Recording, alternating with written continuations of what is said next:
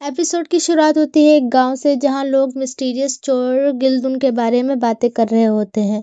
लोगों का मानना होता है कि ये कोई आम चोर नहीं बल्कि एक राइटियस थीफ है जो अमीरों से चुराकर गरीबों को देता है। पर सबसे इंटरेस्टिंग बात यह है कि आज तक किसी ने गिल्दुन को क्लियरली नहीं देखा होता। यहीं से ड्रामा एक स्ट्रॉन्ग थीम सेट कर देता है।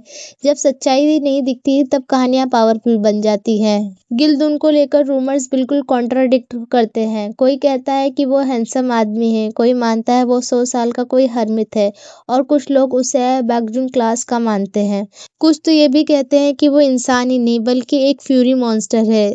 इन्हीं अफवाहों की वजह से अथॉरिटीज के लिए गिल्दुन को पकड़ना और भी मुश्किल हो जाता है। पर्सनली मुझे ये पार्ट काफी इंटरेस्टिंग लगा क्योंकि यहाँ रूमर्स ही गिल्दुन का सबसे बड़ा वेपन बन जाता है। दूसरी तरफ पुलिस ब्यूरो में यूंगबुक और ऑफिसर पार्क गिल्दुन का रूमर्स पर डिस्कस कर रहे होते हैं जब वहाँ प्रिंस येयुल अपने बॉडीगार्ड देचुल के साथ आता है।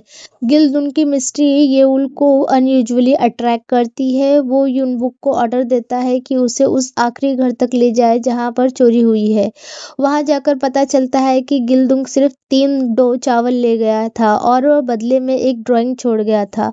घर के मालिक कंप्लेन भी नहीं करते क्योंकि चावल करप्शन के थ्रू मिले होते हैं और अमाउंट इतना कम होता है कि केस करना रिस्की होता है। इससे पता चलता है कि गिल्दुन का टारगेट पैसा नहीं बल्कि सिस्टम की हिपोक्रेसी है। ये उनको शक होता है कि शायद गिल्दुन खुद ही अपने रूमर्स फैला रहा है। इसी इन्वेस्टिगेशन के चक्कर में वो क्वीन दोजर के साथ मीटिंग भूल जाता है जिससे पैलेस पॉलिटिक्स शुरू हो जाती है। क्वीन दोजर इस बात से नाराज हो जाती है कि येउल अभी भी शरारतों में लगा हुआ है। वो अपने भाई को ऑर्डर देती है कि प्रिंस की शादी जल्दी फिक्स की जाए। उधर किंग येगू को पता चलता है कि चीफ काउंसिल की बेटी के साथ यही अलायंस फ्यूचर में पावर इम्बैलेंस क्रिएट कर सकती है। इसीलिए वो चीफ रॉयल सिक्योरिटी इम को इंटरवीन करने को कहता है।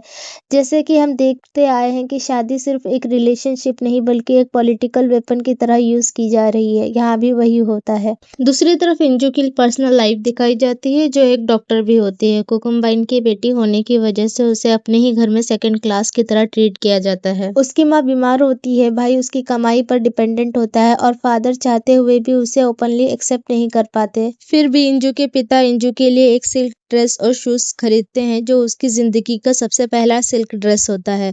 वो चाहते हैं कि जब इंजू सिक्योरिटी एम के बीमार फादर को ट्रीट करने जाए तो वो रिस्पेक्टेबल लगे क्योंकि उसकी शादी उनके बेटे से तय हो गई है। येउल अपने बॉडीगार्ड के साथ मार्केट में घूम रहा था तभी उस पर कोई गलती से गंदा पानी डाल देता है। इसीलिए हमारे प्रिंस येउल को स्लीव ड्रेस पहनना पड़ता है और बॉडीगार्ड न्यू कपड़े लेने के लिए महल चला जाता है। यहीं मार्केट में किस्मत दोनों लीड्स को मिलाती है। गंदे कपड़ों में खड़ा येउल सबको एक स्लेव लगता है और उसे फ्लॉग करने की बातें शुरू हो जाती हैं। तब यंजू बीच में आकर झूठ बोलती है कि येउल उसके घर का स्लेव है और उसे जबरदस्ती वहां से ले जाती है। ये मूवमेंट पावर डायनामिक को उल्टा कर देता है। यहाँ प्रिंस हेल्पलेस होता है और उसकी सेवियर एक स्लेव हीलर होती है।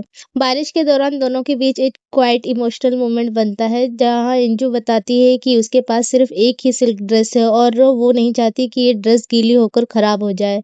येउल पहली बार रियल स्ट्रगल को इतने करीब से देखता है। जाने से पहले येउल उसे फुल मून वाली रात सोहा विलेज में मिलने को कहता है। फ्लैशबैक में रिवील होता है कि इंजू की शादी सिक्योरिटी के किसी बेटे से नहीं बल्कि उसके बीमार फादर से फिक्स हुई है। इस बारे में इंजू के डैड को बिल्कुल भी पता नहीं होता।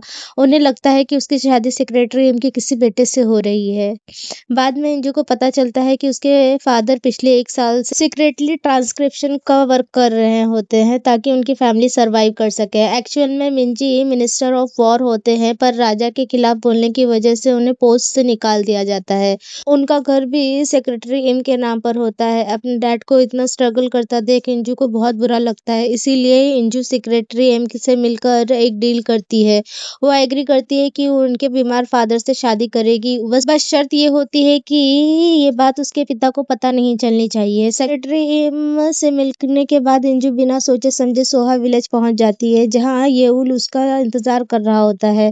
जिंदगी में शायद एक लास्ट बार खुद के लिए जीने का डिसीजन लेते हुए वो अचानक येउल के पास जाती है और उसे किस कर लेती है।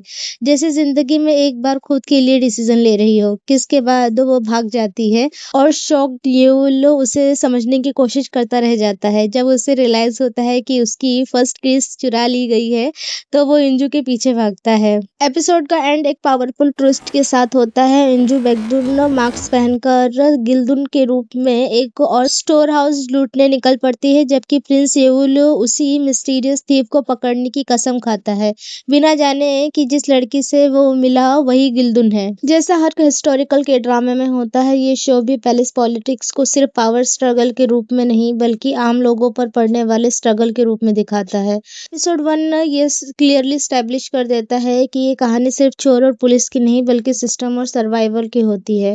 प्रिंस येउल बाहर से ग्रूफी और केयरफ्री प्रिंस लगता है, जिसे पुलिस वेरो में केसेस सॉल्व करना अच्छा लगता है, लेकिन धीरे धीरे समझ में आता है कि वो पैलेस पॉलिटिक्स से इसलिए दूर रहना चाहता है ताकि खुद को, अपनी माँ को और उन लोगों को बचा सके जो करप्ट सिस्टम में सबसे ज्यादा कमजोर हैं। दूसरी तरफ इंजू एक सिंपल सी फिजिशियन के रूप में दिखाई गई है, एक ऐसी लड़की जो अपनी फैमिली और जिम्मेदारियों का बोझ के नीचे दबी हुई है। लेकिन जो चीज उसे ट्रूली पावरफुल बनाती है वो ये कि वो चुपचाप अमीरों से चुराकर गरीबों की मदद कर रही है। वो सिर्फ एक हीलर नहीं, बल्कि बहुत सारे लोगों की होप होती है।